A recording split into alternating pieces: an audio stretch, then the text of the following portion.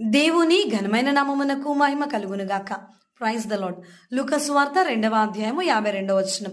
యేసు దేవుని దయ యందు వర్ధిల్లుచు ఉన్నారు. యేసుక్రీస్తు ప్రభుల వారి జీవిత పాఠాలు మనం ధ్యానం చేస్తున్నాం. యేసుక్రీస్తు ప్రభుల వారి వలె దావీదు దేవుని దయను పొందుకునే విధానాన్ని బట్టి తన సింహాసనము తరతరములకు స్థిరపరచబడింది.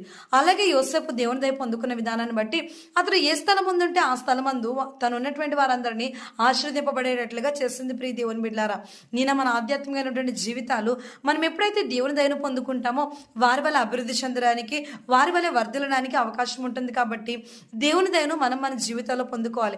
ఎప్పుడైతే దేవుని దయను మనం పొందుకుంటామో ఇది మన ద్వారా జరుగుదు అన్న కార్యాన్ని ప్రభు మన ద్వారా జరిగిస్తారు.